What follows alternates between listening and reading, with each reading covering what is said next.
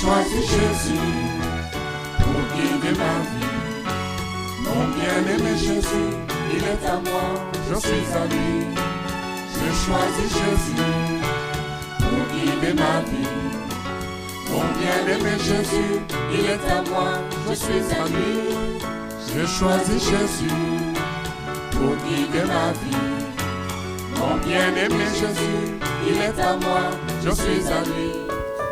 Bonjour à toutes et à tous, bonjour aux bien-aimés qui nous suivent via Internet. Nous sommes dans la joie de nous retrouver ce soir dans la maison du Seigneur et nous allons prier pour entrer dans la présence du Seigneur. Prions pour lui demander de nous conduire durant ce temps, que nous puissions nous effacer, qu'il puisse prendre toute la place et que nous puissions être libres de le célébrer, libres de le louer. Voilà, qu'il n'y ait aucun obstacle, aucun problème, aucun fardeau qui nous empêche d'entrer en contact avec notre Père. Seigneur, nous te bénissons pour le souffle de vie. Merci pour ta fidélité, merci pour ta bonté. Aide-nous, Seigneur, à réaliser ô combien ta présence dans nos vies est précieuse. Nous te sommes infiniment reconnaissants pour le salut. Merci pour ta bonté. Merci, Seigneur, pour l'Église. Merci pour le sacrifice à la croix. Merci parce que nous sommes justifiés en Jésus-Christ. Et nous te recommandons ce temps, Seigneur. Prends le contrôle de toutes choses. Nous voulons vraiment nous effacer et te laisser conduire cet instant. C'est au nom de Jésus que nous nous approchons et que nous te prions. Amen. Dieu fidèle, c'est le chant numéro 86 à la page 29. Fidèle,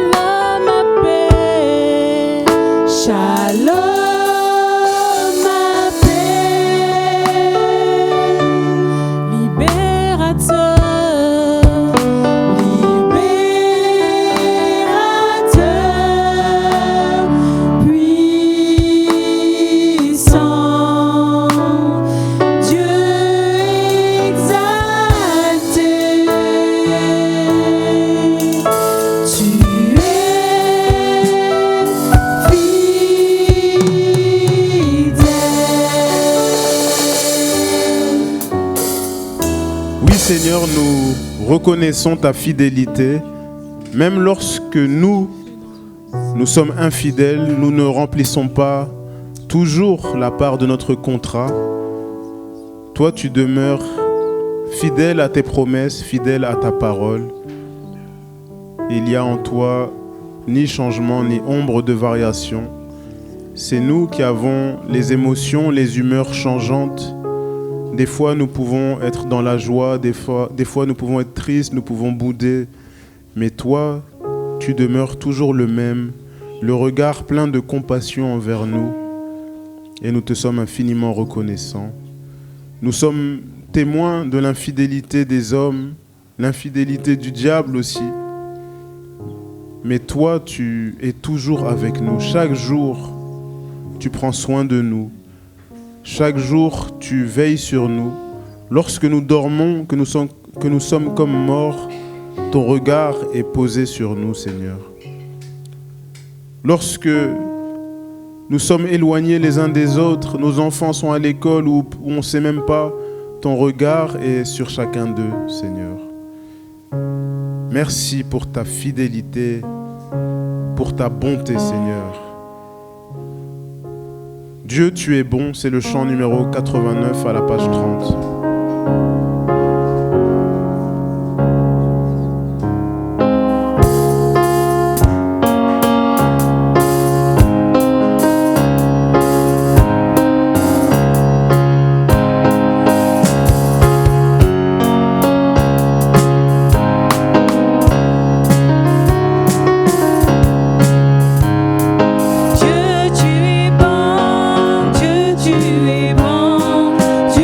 Tu es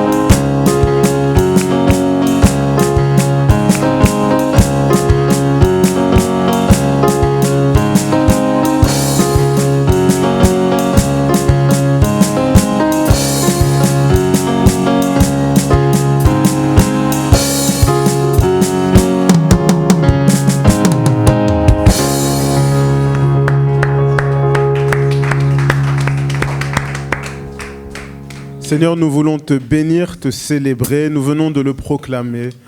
Et pardonne-nous pour notre ingratitude, Seigneur. Tes bontés sont merveilleuses envers nous. Tu as veillé sur nous depuis notre naissance jusqu'à aujourd'hui. C'est toi qui nous nourris chaque jour, c'est toi qui pourvois nos vêtements, c'est toi qui permets que nous puissions respirer. C'est toi qui nous donnes la vie, qui nous donne la paix, Seigneur.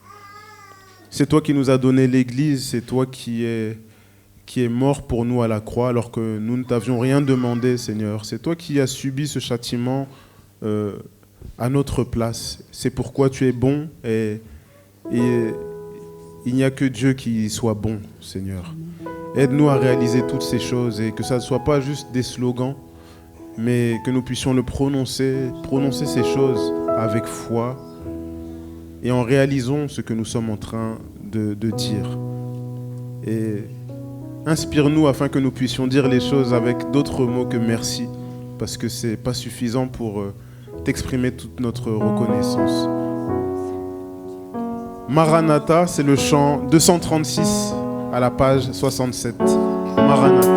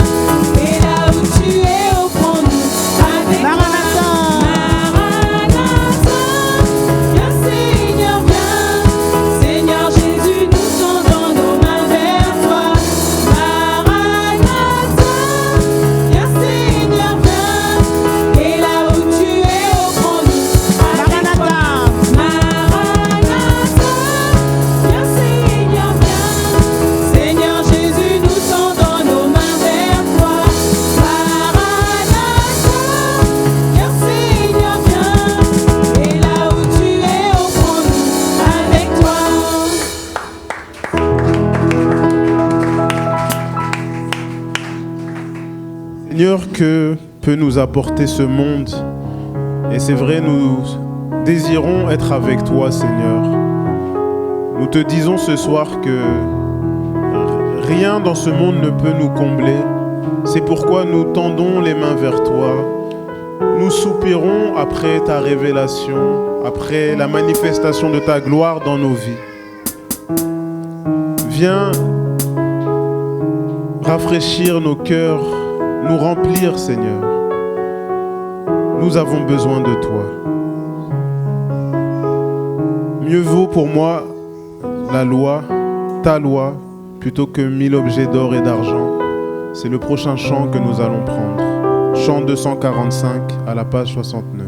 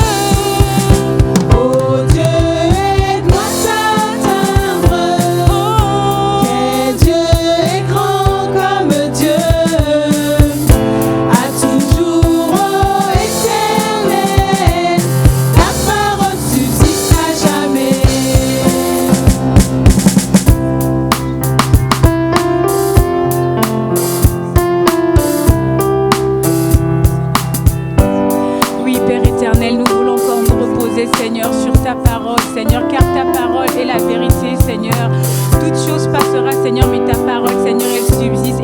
éternellement, Seigneur mon Dieu.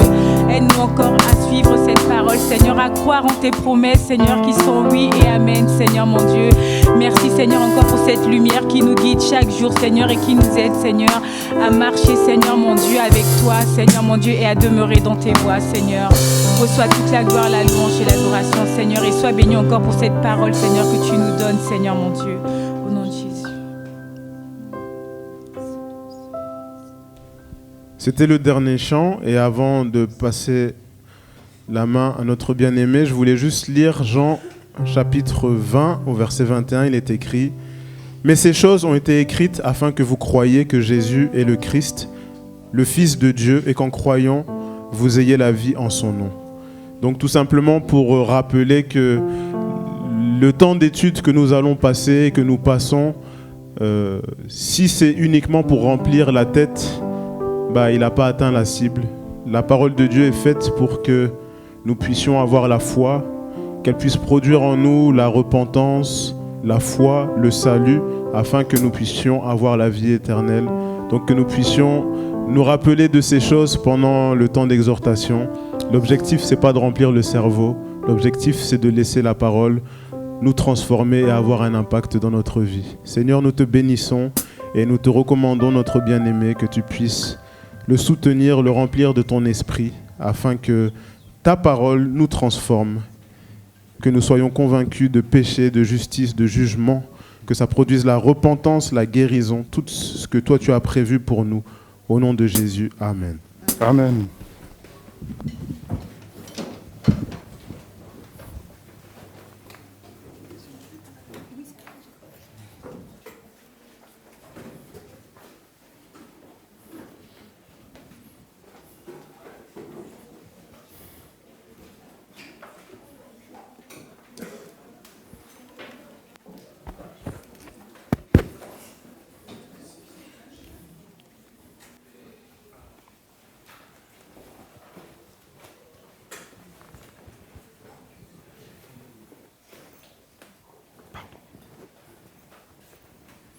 Ok, gloire à Dieu. Nous allons commencer un nouveau livre, le livre d'Osée.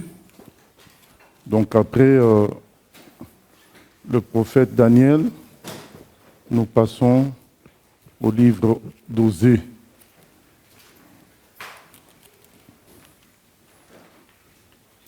Et avant de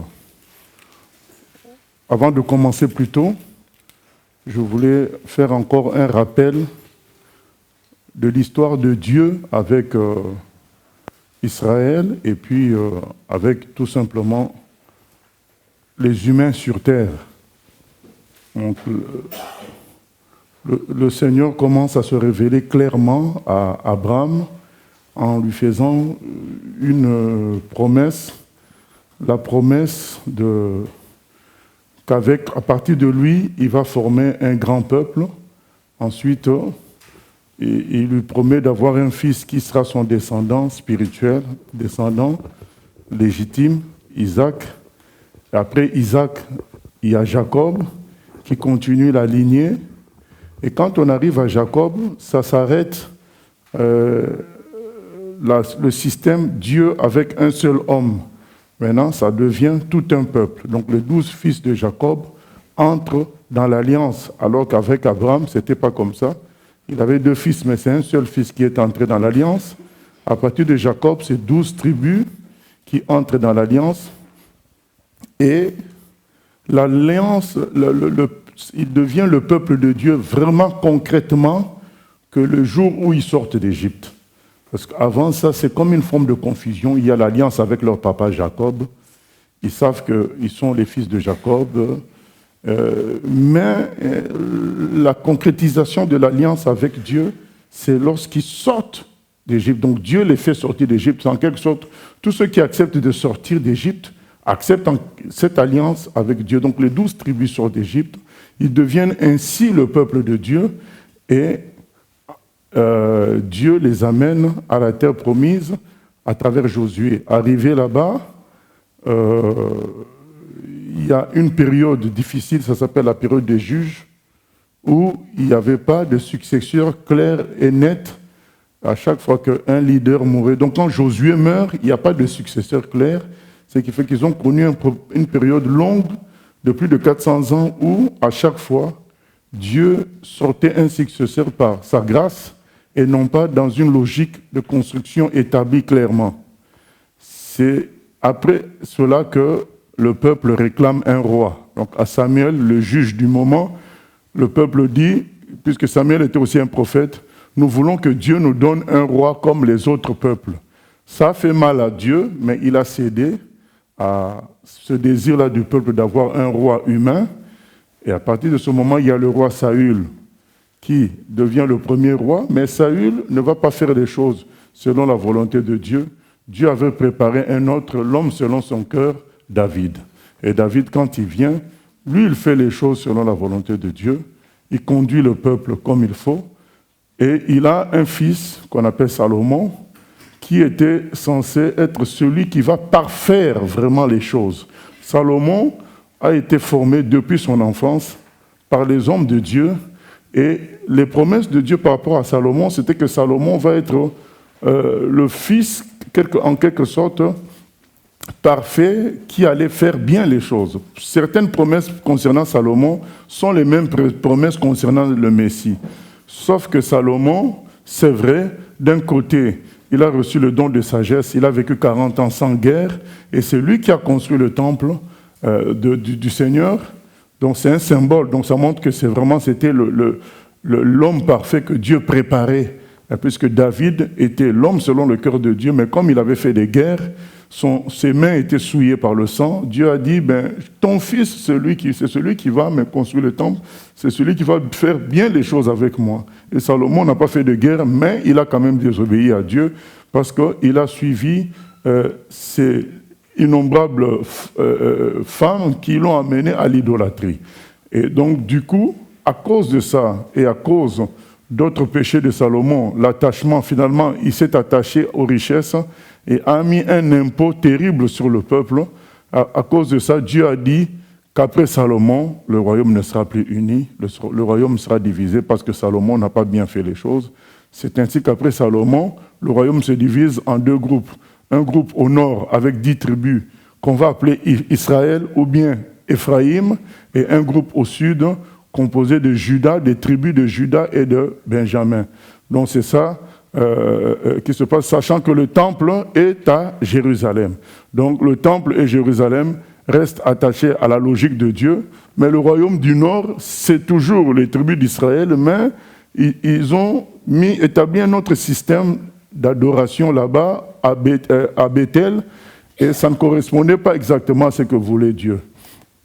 Du coup, le royaume du Nord s'est rapidement écarté des voies de Dieu, de sorte qu'après une succession de rois, Dieu va les livrer aux Assyriens qui vont les déporter. Donc ça va être le roi assyrien Tiglath-Pileser qui va les déporter.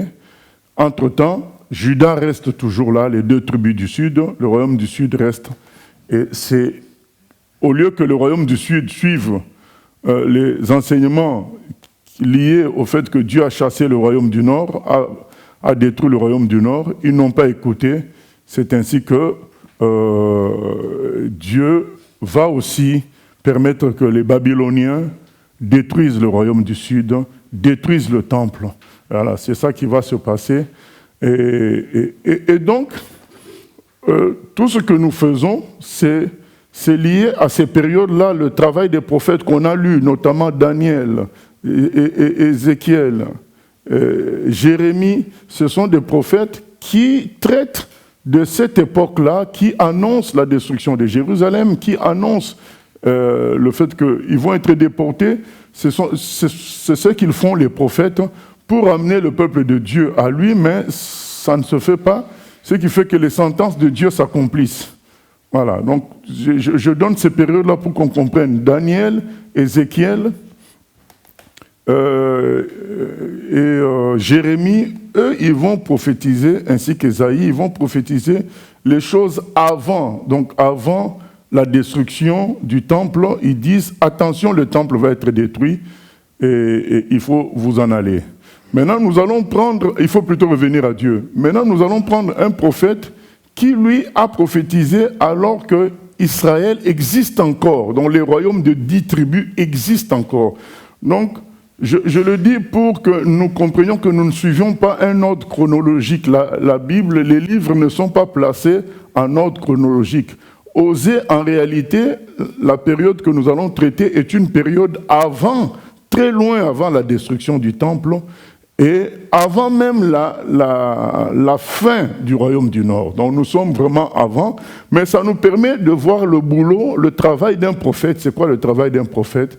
C'est rappeler au peuple de Dieu de revenir à Dieu et donner des promesses de Dieu par rapport à l'avenir et la vision de Dieu par rapport à l'avenir. C'est ça le travail d'un prophète. Donc Osée va être un exemple pour nous de voir le travail d'un prophète au milieu de son peuple. C'est ça.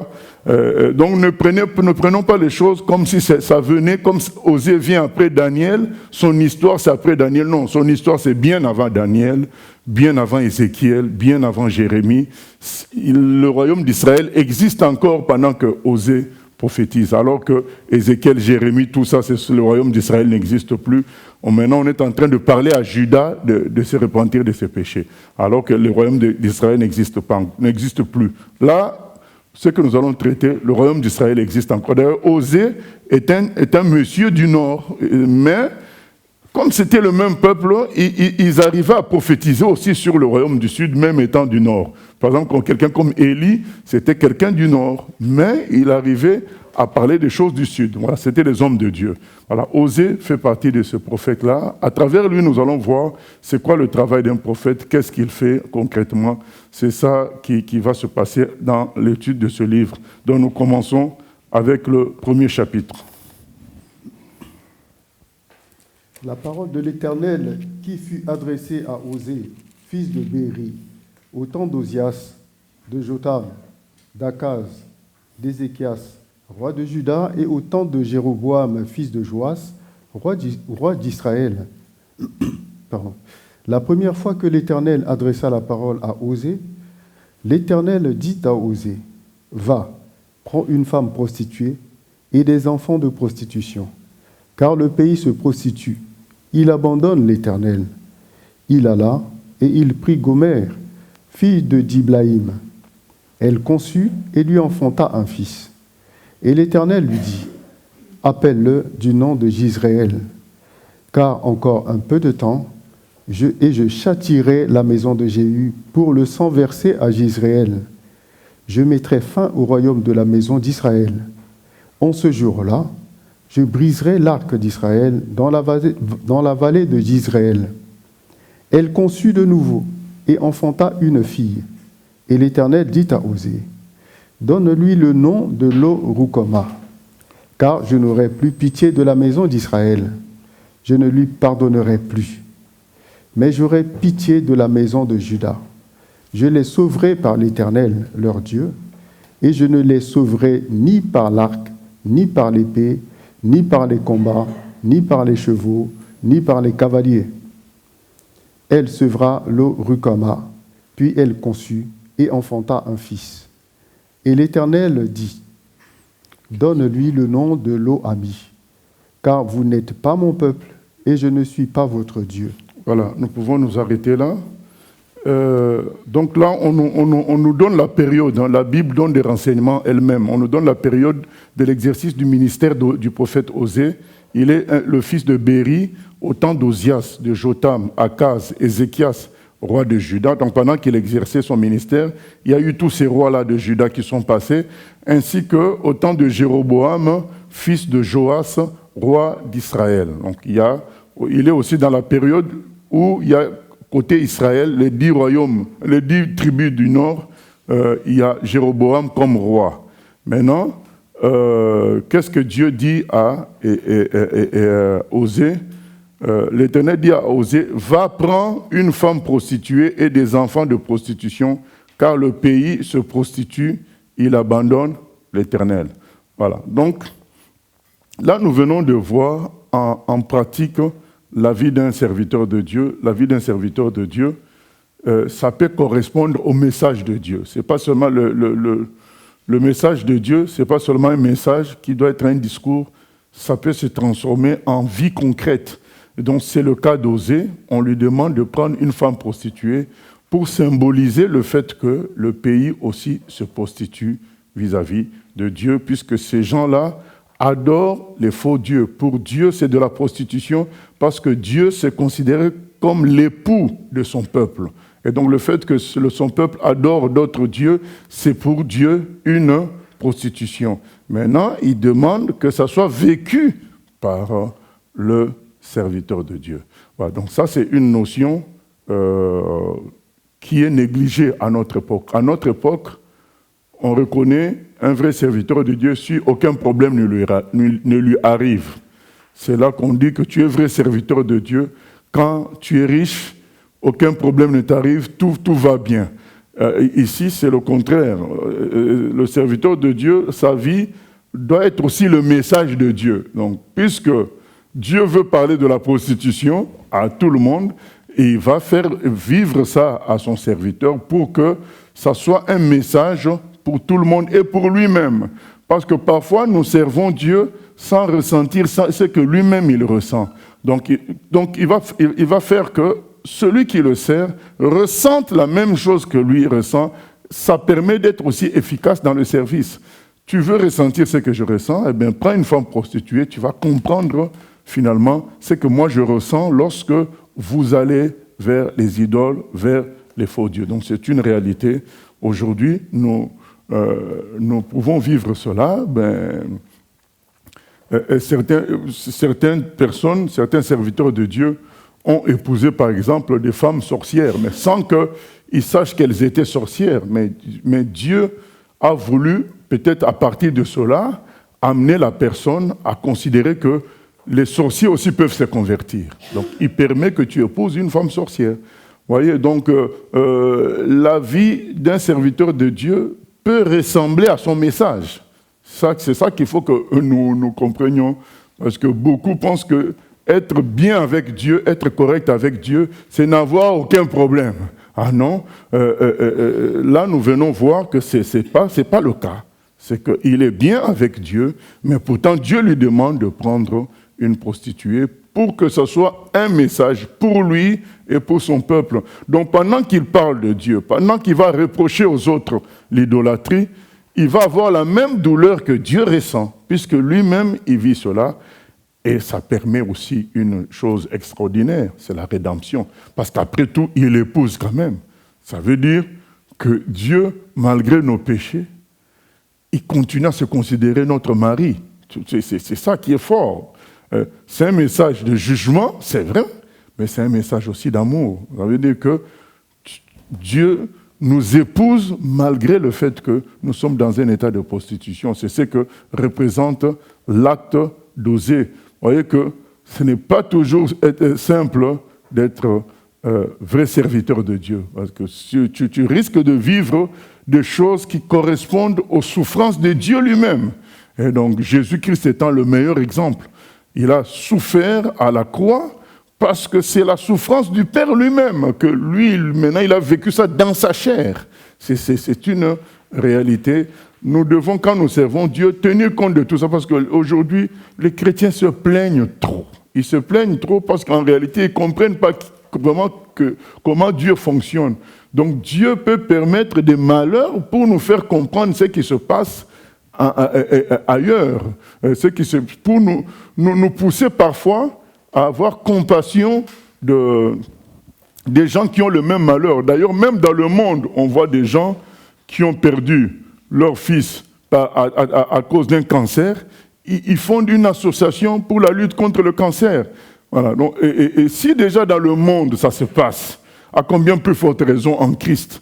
Donc Dieu peut permettre certaines difficultés parce qu'il veut nous faire comprendre. Il faut que notre vie soit un message et il faut que notre vie soit un exemple. Il faut que notre vie soit le moteur de quelque chose. Il peut permettre une maladie pour que... Moi, par exemple, John G. Lake, il a connu la mort de 4 de ses frères et sœurs et ça l'a conduit au ministère de la guérison. Ether Lakewood, je crois, elle a perdu 4 de ses enfants. Ah, mais tout en étant vrai chrétien. mais c'était parce que Dieu voulait l'amener dans le ministère de la guérison. Voilà, donc ce sont des choses que nous devons intégrer dans nos vies. Tout ne sera pas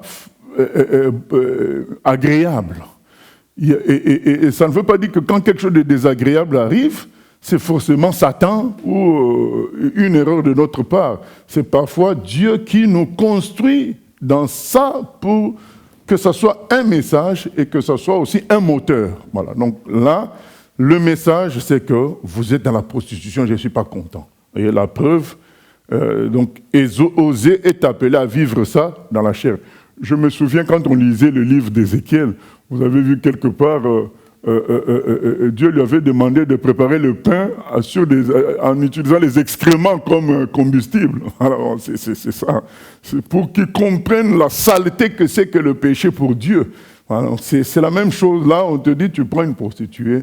Et donc souvent, malheureusement, les chrétiens considèrent que quand le malheur arrive à un autre chrétien, c'est une erreur, c'est un péché. Ce n'est pas forcément ça.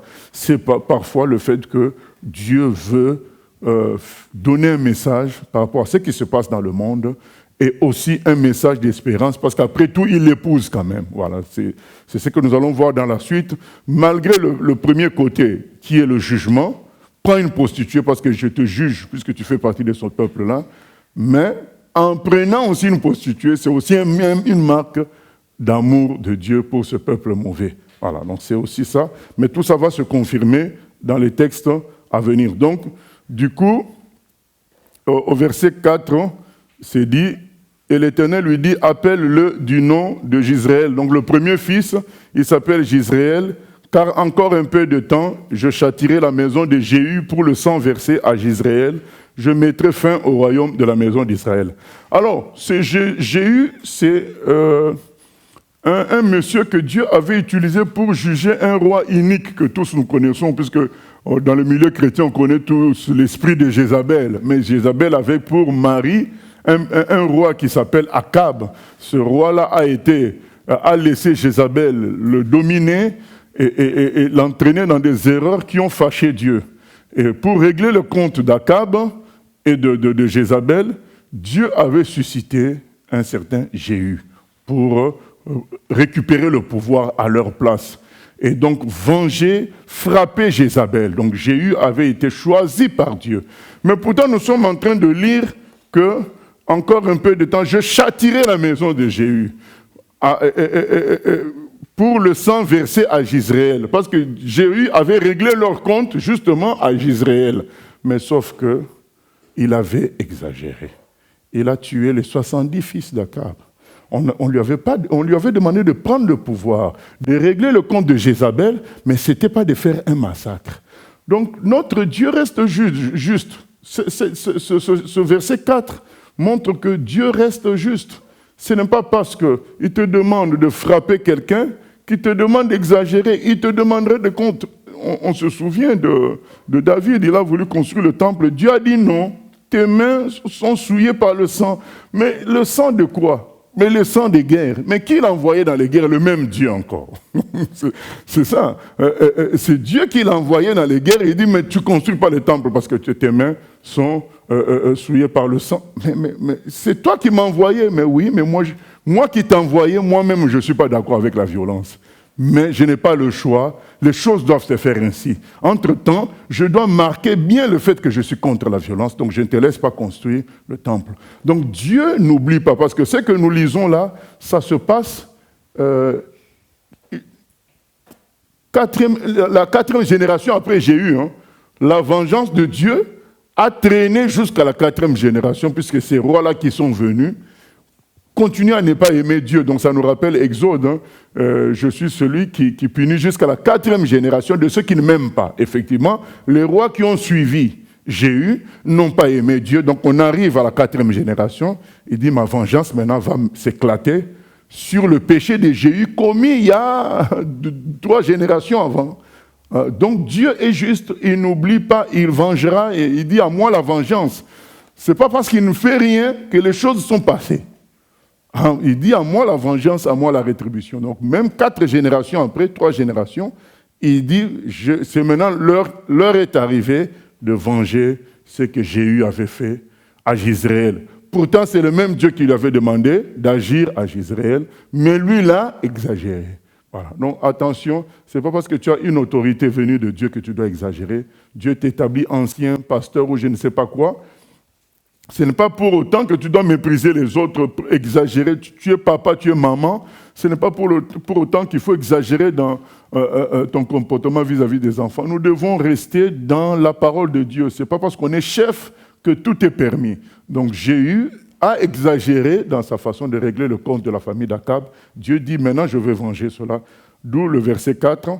Et donc, elle a maintenant un deuxième fils.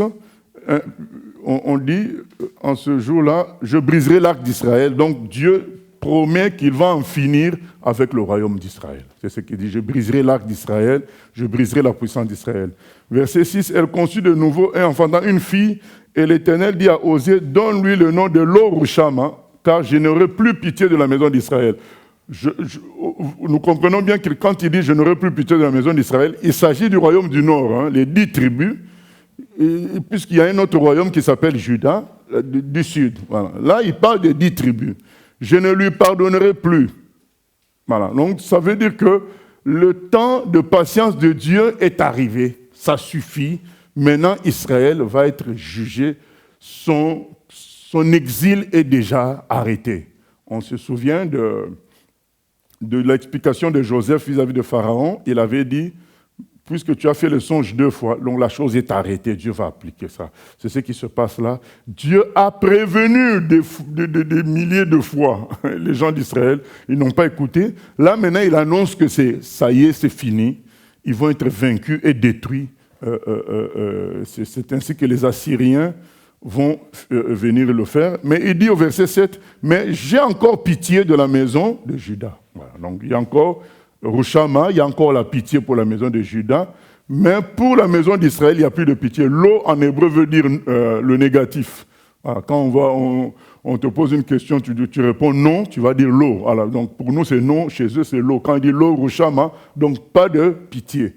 Mais il dit pour la maison de Juda, j'ai encore de la pitié. Donc, ils avaient encore du temps. Donc nous voyons bien que notre époque qu'on est en train d'étudier, c'est avant l'époque de Daniel, de Jérémie, d'Ézéchiel, qui, eux, ils étaient déjà à la porte du jugement de Jérusalem. Donc, il restait quelques années pour que Jérusalem tombe, alors que là, Jérusalem a encore les faveurs de Dieu. Verset 8, elle sevra Lo-Rushama, puis elle conçut et enfanta un fils, et l'Éternel dit, donne-lui le nom de Lo-Ami. Donc, encore le négatif, Lo, c'est le négatif, car vous n'êtes pas mon peuple, et je ne suis pas votre Dieu. Donc il dit, finalement, votre comportement est tel que je ne vous considère plus comme mon peuple et je ne suis pas votre Dieu.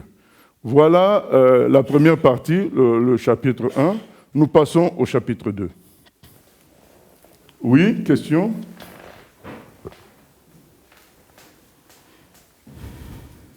Oui, pasteur, le fait de donner, que l'Éternel demande de nommer les enfants comme ça, est-ce qu'on peut comprendre, ça sert à quoi de donner le nom d'un enfant d'après en quelque sorte le jugement de Dieu ? Est-ce qu'après, dans les contrées, on va savoir que telle famille est sous ce que Dieu a dit ? Enfin, ça sert à quoi de donner le nom aux enfants comme ça ? Mais il le fait tout le temps. Donc Dieu... il donne les noms de ses actions aux hommes. Oui. Mais là, c'est des enfants. Là, par exemple, ils vont naître de cette façon-là, avec ce prénom-là, et toute leur vie, ils vont porter ça. Et alors, ça va créer quoi dans les générations si Dieu se repent à un moment donné, comment on fait sur celui qui a été nommé selon ce jugement-là, en fait ? Est-ce qu'on voit après des rectifications ou... Est-ce qu'il y a des rectifications ? Je pense que oui, il peut y avoir des évolutions dans les noms des gens. On a vu des gens comme Abraham, il y a eu des évolutions dans le nom. Mais pour nous tous, pour toute l'humanité, les noms ont une importance. Donc Dieu met ses actions dans les noms des humains. Voilà, il met ses actions dans les noms des humains, comme c'est le cas là. Et on peut le voir même dans nos familles. Quand tu regardes le nom de quelqu'un, souvent, ça correspond aussi à sa vie, ça correspond à beaucoup de choses lié peut-être à une époque où il est né aussi, c'est le cas là. Donc, au fait, ce n'est pas exceptionnel. Là, c'est bien marqué, mais ce n'est pas exceptionnel.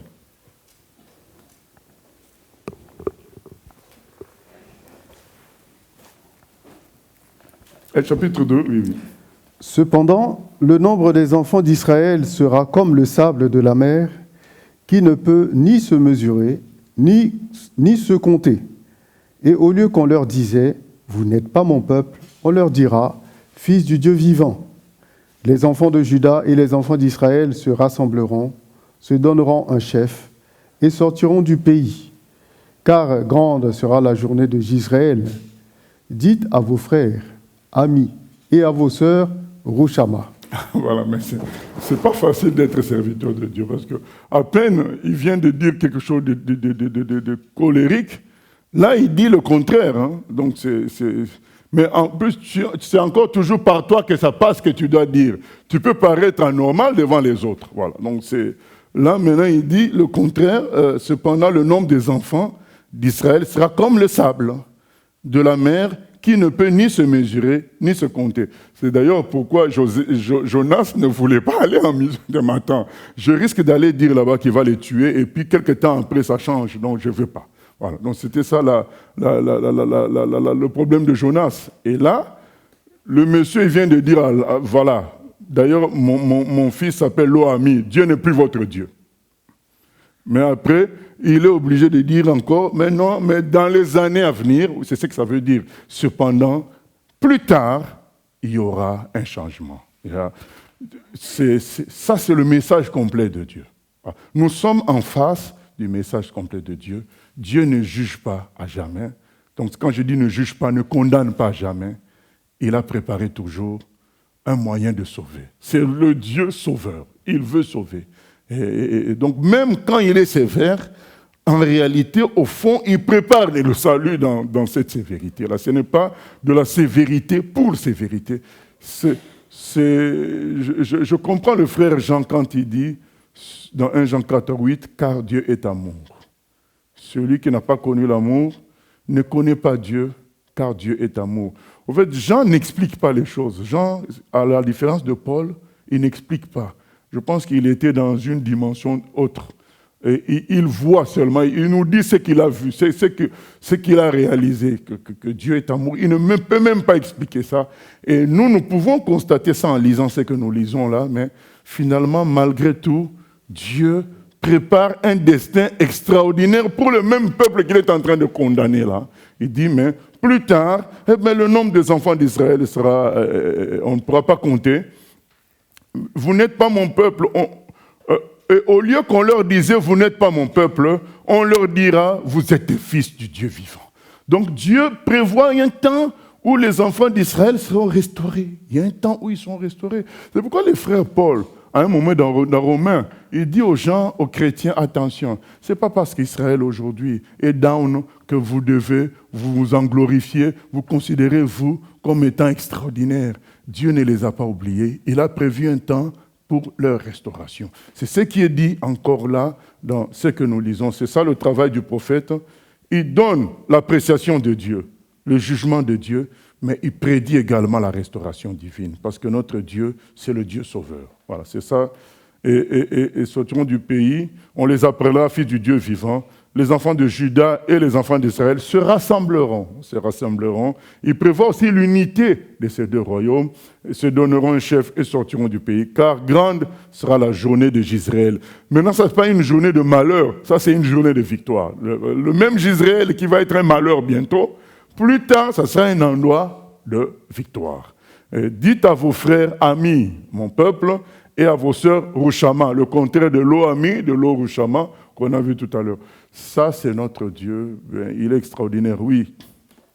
Oui, il y a quelques questions Internet. C'est par rapport au premier chapitre qu'on a lu. Donc, l'internaute pose la question, est-ce que c'est possible aujourd'hui que Dieu demande à un chrétien de marier, d'épouser une païenne? Dans 2 Corinthiens 6,14, il demande de ne pas former un attelage disparate avec les incroyants. Comment comprendre ça? Et deuxièmement, concernant le cas ou l'exemple que tu as donné, que Dieu peut demander à un serviteur d'épouser une sorcière, est-ce peut-être parce que... Non, je n'ai pas dit qu'il a demandé d'épouser une sorcière, mais tu peux épouser sans savoir. Et tu te retrouves, tu es déjà dedans. Voilà, oui.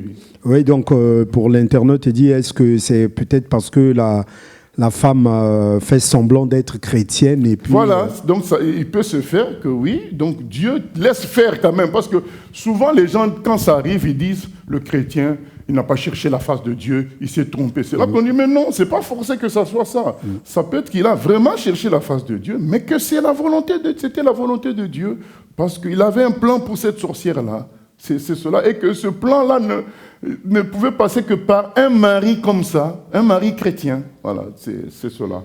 Et maintenant, je ne pense pas qu'aujourd'hui, puisque là, souvenons-nous, les procédures de l'Ancien Testament, si on doit faire l'analogie avec le Nouveau Testament, Gomère, là, elle fait partie du peuple de Dieu, mais elle est prostituée. Donc, si on doit faire l'analogie avec nous aujourd'hui, on peut considérer qu'une fille, une personne qui était prostituée avant, eh ben, dans le cas d'évangélisation, elle finit par se convertir, tu l'épouses après.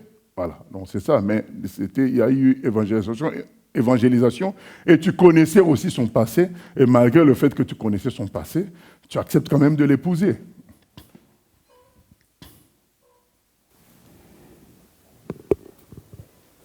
Oui, pasteur. Moi, je voulais juste rebondir sur la question où on dit Dieu, malgré le jugement, il prévoit un plan de salut pour ceux qu'il juge là.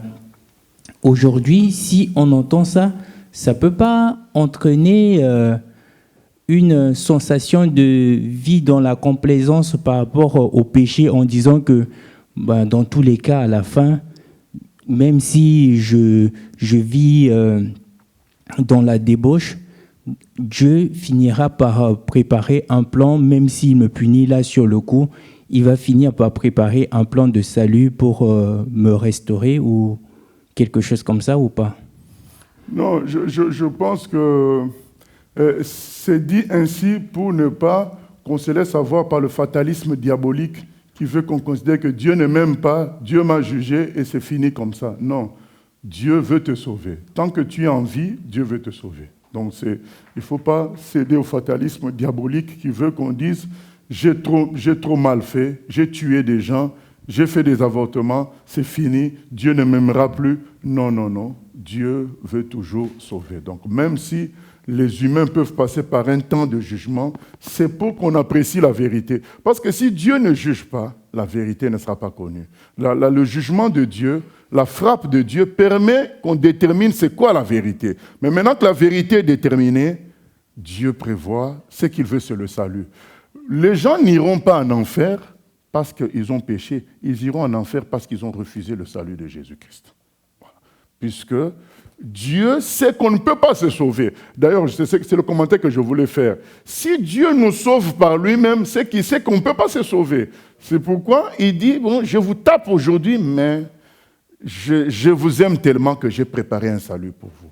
Les gens iront en enfer parce que malgré tout, ils ne veulent quand même pas de Dieu. Donc il y a des gens, comme on a mis la pensée du jour pour demain, c'est-à-dire, pourquoi les vieux vont en enfer?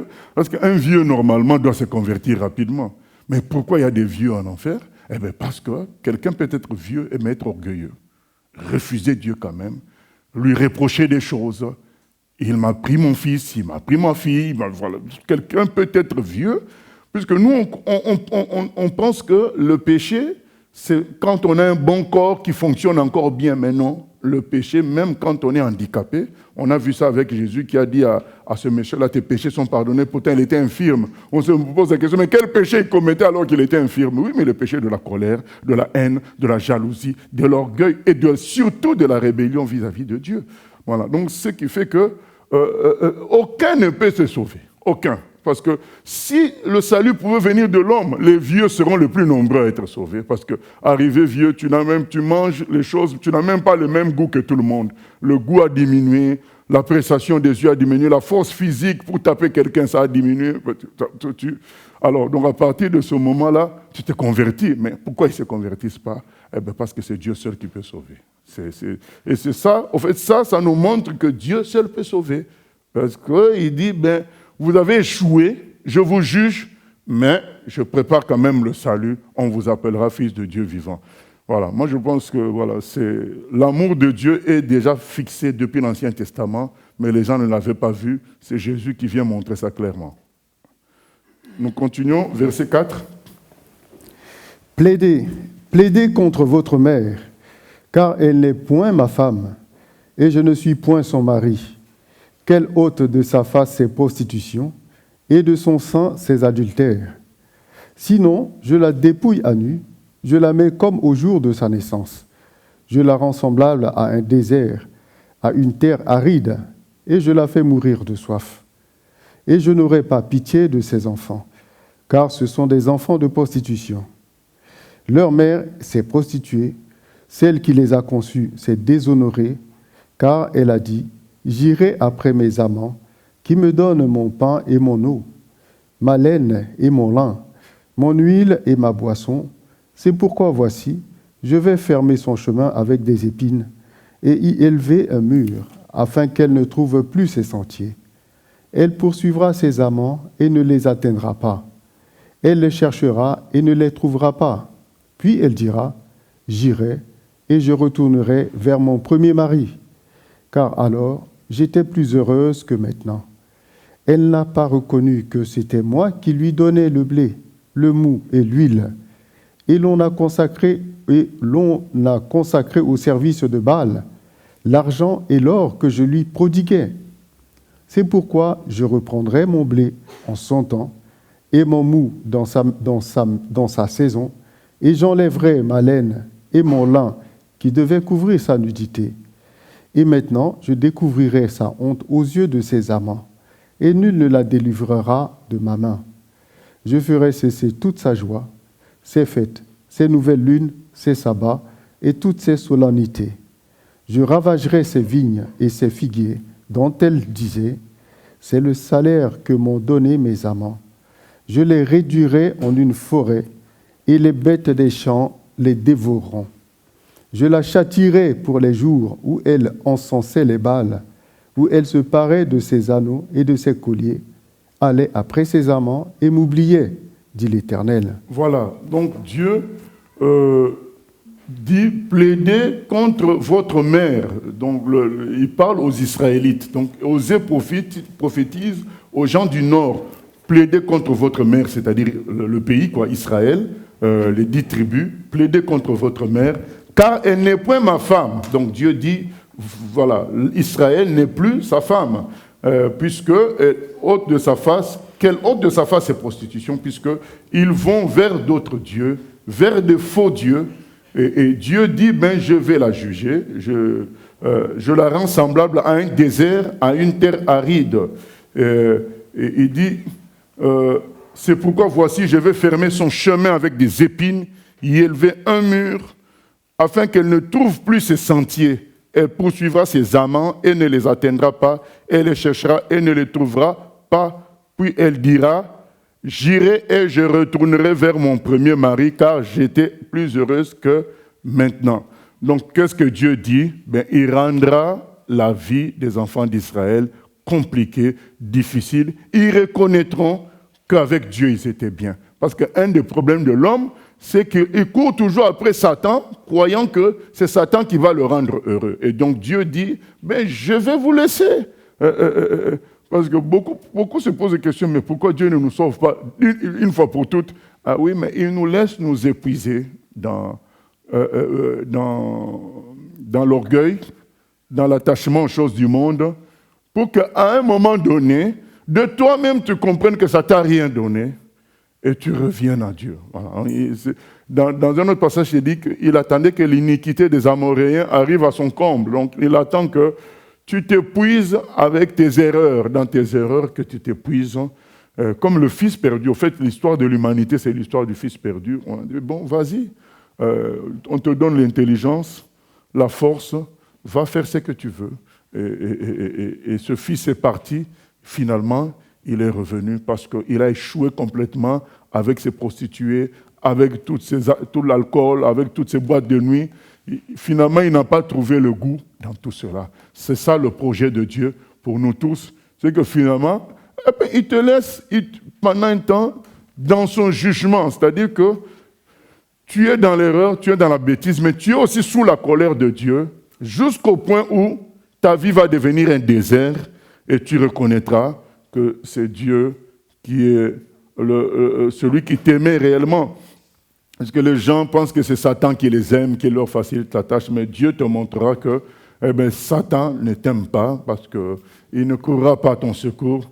Il dit, je ferai cesser toute sa joie, ses fêtes, ses nouvelles lunes, ses sabbats, verset 13, et toutes ses solennités. Je ravagerai ses vignes et ses figuiers, dont elle disait, c'est le salaire que m'ont donné mes amants. Donc les humains pensent que, ah oui, mais c'est mon CDI qui fait ma vie, c'est mon compte bancaire. Mais Dieu t'amènera un jour dans une situation où tu te rendras compte que ton compte bancaire, ton CDI, c'est rien du tout. Parce que face à un cancer, ça ne peut rien, tout ça. Voilà, là, tu te réveilles, tu comprends que tout ça n'est rien du tout. Je vais retourner auprès de mon Dieu. Voilà, donc c'est ça le but. Et c'est le salaire que m'ont donné mes amants. D'accord, c'est la France qui t'a donné ça, c'est telle chose. Dieu un jour ferait que tu vois que la même France va t'amener dans un sillage qui te dévore. Voilà. Je châtirai pour les jours où elle encensait les Baals, je la châtirai, où elle se parait de ses anneaux et de ses colliers, aller après ses amants et m'oublier, dit l'Éternel. Donc Dieu va nous châtier par rapport au chemin que nous avons pris. Il nous montrera que ces chemins-là sont destructeurs, et ce que Jésus appelle les richesses injustes, pour qu'on finisse par la conclusion suivante, la même conclusion que notre ami Salomon, c'est craindre Dieu qui vaut la peine. Voilà. Le reste, c'est courir après le vent. Oui. Que dire de la parabole le bon berger, il laisse ses 99 brebis pour aller chercher celle qui est perdue. Si on voit avec ce qui est dit là, faut attendre que la personne, la brebis, le peuple soit épuisé et revienne. Mais on dit, le bon berger, lui, il va la chercher. Donc, des fois, on ne sait pas si on devrait aller de l'avant vers la personne ou attendre que la personne s'épuise. Ah non, moi je parlais de Dieu. Je parlais de Dieu, je ne parlais pas de nous. Non, mais... Nous, on n'est pas là pour dire, j'attends qu'il s'épuise dans le péché. Ah non, nous, on doit prévenir quelqu'un quand il est dans... Je ne sais pas... Oui, c'est ça. Jusqu'à où ce que... Jusqu'à ce que le Saint-Esprit nous convainc d'arrêter. Ah, OK. C'est Jean 16, 13, le Saint-Esprit vous conduira dans toute la vérité. Donc il y a des cas où la personne refuse l'autorité, on laisse la personne. Si la personne s'égare par légèreté, on ne doit pas l'abandonner. On doit tenter jusqu'à ce que la personne dise laissez-moi tranquille, on la laisse tranquille. Mais quand quelqu'un est égaré, nous devons la chercher jusqu'au bout. Jusqu'au moment où il dit, mais je ne veux pas de cette autorité, on laisse, on observe. Voilà. Okay. Nous continuons. Verset 16. C'est pourquoi, voici, je veux la tirer et la conduire au désert, et je parlerai à son cœur. Là, je lui donnerai ses vignes et la vallée d'Accord, comme une porte d'espérance, et là, elle chantera comme au temps de sa jeunesse et comme au jour où elle remonta du pays d'Égypte. En ce jour-là, dit l'Éternel, tu m'appelleras mon mari et tu ne m'appelleras plus mon maître. Ça, c'est un passage connu, très connu, il faudrait le retenir. C'est très connu dans le milieu chrétien, ce passage-là, Osée 2, 16, 18, puisque ça constitue une façon de faire de Dieu avec tous ses justes. Parce que même malgré le fait que nous sommes justes, parfois nous oublions Dieu. Nous nous laissons avoir par le train très quotidien des activités. Et quand je dis des activités, même des activités chrétiennes, donc je ne parle pas que des activités du monde, de la vie séculière. Non, je parle même des activités chrétiennes. Tu peux être pris, ça devient comme un boulot, un métier, et il n'y a plus la simplicité de l'enfant de Dieu qui est entraîné par son Père. Tu es dans un fonctionnement humain, même si c'est pour Dieu. Et donc, qu'est-ce que Dieu fait dans nos vies? À un moment donné, il va créer un désert pour améliorer notre relation avec lui. Parce qu'on a atteint une relation où c'est devenu une relation entre un PDG et son employé. Donc, c'est ça qui se passe. Et les humains commencent à faire les choses parce que, Dieu a dit ceci, je vais faire pour ça. Mais il n'y a pas la vraie relation d'amour, il n'y a pas la simplicité des enfants de Dieu. Tu fais les choses parce que, je suis chrétien, je ne dois pas faire ceci. Parce que je suis chrétien, tu fais comme si tu étais un employé dans la maison de Dieu. Mais Dieu va permettre un désert où tu vas être seul à seul avec lui et que ta relation devienne une relation d'amour, où tu ne l'appelles plus mon maître, mais mon mari. Donc c'est ça le but de Dieu avec chacun d'entre nous, que la relation devienne une relation d'amour et non pas une relation d'employé à patron. Mais souvent, nous sommes entraînés dans cette relation-là d'employé à patron, et naturellement, puisque le monde, c'est comme ça. Mais il va créer des situations pour qu'il te fasse comprendre que non, mais tu n'es pas mon employé, tu es mon fils. Tu n'es pas mon employé, tu es l'épouse, tu es l'épouse, tu es l'Église. Voilà, c'est ça le but de Dieu. Nous nous souvenons, notre ami, le fils aîné, était dans cette situation-là. Il était chez son père, mais il se considérait comme un employé. Il faisait tout bien. Mais il était dans les murmures dans son cœur. Mais moi, j'ai fait tout bien, mais je ne vois pas grand-chose en retour. Et ce jour-là, le papa lui a dit, mais mon fils, tout ce qui est ici, c'est à toi. Donc, tu n'avais pas encore compris ça. Donc, aujourd'hui, comprends ça, tu es mon fils. Ce n'est pas une histoire d'employé. Et beaucoup de chrétiens sont plus perturbés. Ah, je veux faire ceci, je veux faire cela, comme si Dieu le regarde comme un policier. Et Dieu dit non, je vais t'amener dans le désert pour qu'on soit seul à seul, que tu comprennes certaines choses. Tu vas avoir un problème, c'est l'hôpital, un problème, un licenciement, pour que tu sois seul avec Dieu et comprennes finalement que c'est lui qui va s'occuper de toi. Donc là, tu es dans un fonctionnement où c'est comme juste un partenaire de travail. Même Jésus l'a dit, je ne vous appelle plus serviteur, mais ami. Donc, oui, vous êtes des serviteurs, mais moi, l'étape à laquelle je veux vous amener, c'est d'être des amis. Tout en restant serviteurs, vous êtes quand même mes amis. C'est cela que Dieu veut avec nous tous. Donc, et parfois, des malheurs nous arrivent juste pour ça. Donc, les déserts nous arrivent parce que Dieu veut améliorer notre relation avec lui. Et nous, au lieu d'entrer dans cette relation, nous continuons à marteler, Seigneur, libère-moi de ce problème. Libère-moi, oui, mais il faut entrer dans pourquoi Dieu a permis ce problème. C'est pour que tu l'appelles plus mon maître, mais mon mari. C'est ça qui est écrit. Là, nous lisons la suite. J'ôterai de sa bouche les noms des Baals, afin qu'on ne les mentionne plus par leur nom. En ce jour-là, je traiterai pour eux une alliance avec les bêtes des champs, les oiseaux du ciel et les reptiles de la terre. Je briserai dans le pays l'arc, l'épée et la guerre, et je les ferai reposer avec sécurité. Je serai ton fiancé pour toujours, je serai ton fiancé par la justice, la droiture, la grâce et la miséricorde. Je serai ton fiancé par la fidélité et tu reconnaîtras l'Éternel. En ce jour-là, j'exaucerai, dit l'Éternel, j'exaucerai les cieux et ils exauceront la terre. La terre exaucera le blé, le mou et l'huile et ils exauceront Jisraël. Je planterai pour moi l'eau Rushama dans le pays et je lui ferai miséricorde.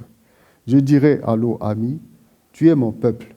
Et il répondra, mon Dieu. Amen. Voilà. Donc là, c'est le royaume de 1000 ans. Donc il y a un temps où Dieu sera maintenant à jamais le Dieu de son peuple. Il y viendra un temps où je serai ton fiancé par la justice, la droiture, la grâce et la miséricorde. Je serai ton fiancé par la fidélité et tu reconnaîtras l'Éternel. En ce jour-là, j'exaucerai, dit l'Éternel, j'exaucerai les cieux et ils exauceront la terre. La terre exaucera le blé, le mou et l'huile. Donc pendant le royaume de 1000 ans, l'agriculture sera, exubérante, ça sera quelque chose d'extraordinaire. Les plantes pousseront plus vite, il y aura l'abondance sur terre. Je planterai pour moi l'Orushama dans le pays. Les enfants d'Israël seront à jamais réconciliés avec Dieu et je lui ferai miséricorde. Donc là où il n'y avait plus de pitié, l'Orushama veut dire plus de pitié. Là maintenant, ça sera la miséricorde.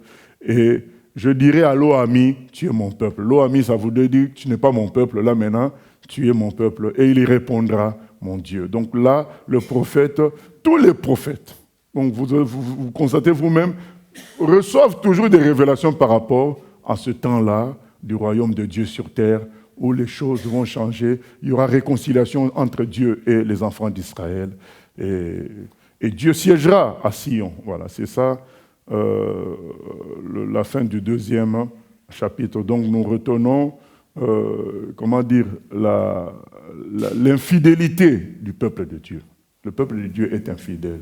Que ce soit Israël, que ce soit nous, nous sommes infidèles. Mais Dieu, dans sa grâce, a prévu le moyen de nous sauver. Et ce moyen, c'est Jésus. Nous sommes sauvés par grâce, par le moyen de la foi. Et donc, les gens qui iront en enfer sont les gens qui n'ont pas voulu de cette grâce-là. Ils ont gardé leur rébellion vis-à-vis de Dieu. Mais les petits se disent, j'ai fauté, je reviens à mon Dieu. Voilà, comme il est question ici, il est dit, bon, il ne cherchera plus ses amants, il ne cherchera plus les faux dieux, parce qu'il n'aurait rien trouvé en eux. Voilà, finalement, ceux de Dieu vont revenir à Dieu, parce qu'avec Dieu, c'est là où ils sont les mieux, et nous aboutissons. Donc ainsi, on passe de l'infidélité du peuple, notre infidélité, la justice de Dieu qui se manifeste, il nous frappe, et ensuite son amour qui se manifeste et nous sauve. Puisqu'il faut qu'il nous frappe pour montrer sa justice. Voilà. Et il nous sauve, et il a frappé son propre fils à notre place pour montrer sa justice. Ensuite, il nous sauve, et nous finissons par des prophéties sur le temps merveilleux où il n'y aura plus de mal sur terre, où Dieu régnera en paix avec nous tous. Voilà, que Dieu soit béni. Donc, s'il n'y a pas de questions, nous allons prier pour remercier le Seigneur. Seigneur, nous te remercions de nous avoir encore enseigné aujourd'hui à travers le livre d'Osée concernant ta justice et concernant ta grâce, Seigneur, concernant ton amour. De nous avoir enseigné notre état de prostitution à travers l'exemple de notre ami Osée, Seigneur, qui a dû épouser une prostituée. Nous voulons quitter la prostitution, quitter les faux dieux, que ce soit l'argent ou autre chose, pour n'avoir que toi seul comme Dieu. Par ta grâce, Seigneur, agis au milieu de nous, Seigneur, et fais de nous des gens dont tu diras que tu es notre mari, l'Église, tu es l'épouse, le fiancé de l'Église, l'époux de l'Église, le fiancé de l'Église, et que l'Église réponde que tu es son mari, Seigneur. Nous nous attendons à toi pour vivre cette fusion, cette communion personnelle et de groupe avec toi, Seigneur. Merci de nous soutenir dans les études à venir au nom de Jésus. Amen. Voilà, vendredi, nous avons une émission à 18h sur Halloween, dont nous allons traiter le sujet d'Halloween.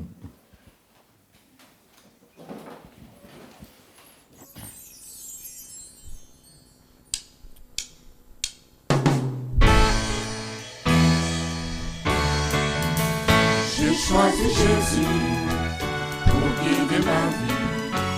Mon bien-aimé Jésus, il est à moi, je suis à lui.